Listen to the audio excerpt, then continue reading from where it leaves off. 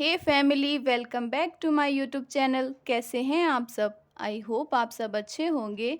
Friends, आज के इस वीडियो में हम बात करने वाले हैं पाषाण युग के बारे में, जो कि एग्ज़ाम के पॉइंट ऑफ व्यू से काफ़ी इम्पोर्टेंट है। इसमें हम बात करेंगे कि मानव का विकास धीरे धीरे कैसे हुआ। तो चलिए, टाइम वेस्ट ना करते हुए स्टार्ट करते हैं आज का सेशन। वीडियो को एंड तक ज़रूर देखिए। पाषाण युग। फ्रेंड्स, इसको 3 भागों में बांटा गया है: पुरा पाषाण काल, मध्य पाषाण काल और नव पाषाण काल। पुरा पाषाण काल के भी 3 पार्ट हैं: पूर्व पुरा पाषाण काल, मध्य पुरा पाषाण काल और उत्तर पुरा पाषाण काल। सबसे पहले हम बात करने वाले हैं पुरा पाषाण काल की। फ्रेंड्स, आदि मानव को धातुओं का ज्ञान नहीं था और उसके पास निश्चित घरों का अभाव था और जानवरों का भय हमेशा बना रहता था। इस काल का जो मानव था वो ना खेती करना जानता था, ना आग जलाना, ना बर्तन बनाने की कला। उसको किसी चीज़ का ज्ञान नहीं था। फ्रेंड्स, पहले मानव का मानसिक और शारीरिक विकास नहीं हुआ था। वो अपने चारों पैरों पर चलता था और आगे के 2 पैरों का यूज़ हाथों के रूप में करना भी नहीं जानता था और ज़्यादातर वो पेड़ों पे रहता था। आगे बात कर लेते हैं। वे शिकार के लिए जानवरों के मांस और ऐसी फल और सब्जियां, कंदमूल, खाद्य संग्रह का जो जीवन व्यतीत करते हैं उनका संग्रह नहीं करते थे। जैसे कि खाया, फेंका और वहाँ से आगे चला गया। और जैसे कि किसी पेड़ पर रह रहा है तो उस पेड़ के फल जब तक वो दे रहा है तब तक खाए और उसके बाद वो आगे बढ़ जाता था, यानी कि स्थायी निवास भी नहीं था कोई। लेकिन इस काल की एक ख़ास बात है आग का आविष्कार, जो कि इसी काल में हुआ था, जिसका प्रयोग वो मांस को पकाकर खाने में और आग को हथियार के रूप में प्रयोग करने में, जैसे कि कभी कोई जानवर हमला करे तो वो आग का प्रयोग अपने बचाव के लिए भी करना सीख गया था और रात्रि में उजाले के लिए भी आग का प्रयोग करता था। अब बात कर लेते हैं पुरा पाषाण काल के पहले काल के बारे में, यानी कि पूर्व पाषाण काल। फ्रेंड्स, इसका ज्ञान या स्रोत सोहन नदी घाटी के किनारे से मिलता है, जहाँ पर इसके साक्ष्य मिलते हैं, जो कि अब पंजाब में है, जो कि पाकिस्तान का है। पंजाब प्रांत पाकिस्तान में जो पड़ता है, वहाँ पर इसके साक्ष्य मिलते हैं। मध्यपुरा पाषाण काल की बात करें तो इसके साक्ष्य मिलते हैं नर्मदा नदी से और तुंगभद्रा नदी से।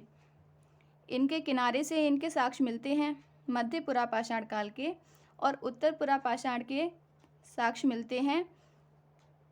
फ्रेंड्स, इसकी खास बात है उत्तर पुरा पाषाण काल की कि ये आधुनिक प्रारूप के मानव, यानी कि होमो सैपियंस, इसकी जानकारी मिलती है उत्तर पुरा पाषाण काल से। ये बात इम्पोर्टेंट है, आप याद रखें। फ्रेंड्स, जैसे ही अब इसके आगे धीरे धीरे मानव का विकास हुआ तो वो 2 पैरों पर चलना सीख गया। उसके बाद आता है मध्य पुरा पाषाण काल, यानी कि मध्य पाषाण काल।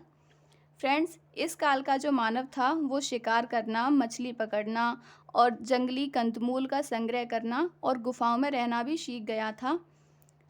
साथ ही साथ वो अपने मस्तिष्क का भी विकास कर रहा था, जिससे वो अपने 2 पैरों पर खड़े होकर चलना, आसानी से दौड़ना, भागना और चीज़ों को पकड़ना सब कुछ सीख गया था। मध्य प्रदेश में आदमगढ़ और राजस्थान का बागौर पशुपालन का प्राचीनतम साक्ष्य प्रस्तुत करते हैं, और उत्तर प्रदेश में हड्डी और सींग से निर्मित उपकरण भी प्राप्त हुए हैं। मृतकों की अंत्येष्टि से परिचित था मध्य पाषाण काल का मानव, जिसे कहते हैं सबको दफनाना। इसकी खास बात थी, यहाँ पर पालतू जानवर जिसका नाम है कुत्ता, वो रखना सीख गया था। फ्रेंड्स, कुत्ते में ये क्वालिटी बहुत पहले से थी कि वो इंसानों के पीछे पीछे चलता था। तो वो पालतू तो पहले ही था, लेकिन इंसान उसको अपने साथ रखना सीख गया था मध्य पाषाण काल के आते आते, और नव पाषाण काल में वो और भी जानवरों को अपने साथ रखना सीख गया था। चलिए आगे देखते हैं। नव पाषाण काल की बात कर लेते हैं। इस युग के लोग पॉलिशदार पाषाण हथियारों का प्रयोग करते थे।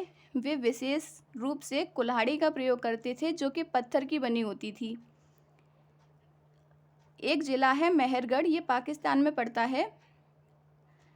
कृषि के प्राचीनतम साक्ष्य यहीं से मिलते हैं और विश्व में सबसे पहले कपास उगाने का श्रेय और साक्ष्य हमें मेहरगढ़ से प्राप्त होता है। अब बात कर लेते हैं बुर्ज होम की। फ्रेंड्स, यहाँ से मृत भांडों, का प्रयोग जो मृदभांड हैं यानी कि मिट्टी के बर्तन, इनका प्रयोग सबसे पहले यहीं किया गया था। और पालतू कुत्ते के मनुष्य को साथ दफनाने का जो साक्ष्य मिलता है वो भी बुर्ज होम से प्राप्त होता है। कुत्ते के साथ मनुष्य को दफनाना, जैसे कि कोई मनुष्य अपने साथ कोई पालतू जानवर रखता था जैसे कि कुत्ता, तो जब उसकी मृत्यु होती थी तो वो अपने साथ उसके साथ पालतू कुत्ते को दफनाते थे। इसी के साथ साथ वो बैल, भेड़, बकरी इन सब का पालन भी करना सीख गए थे।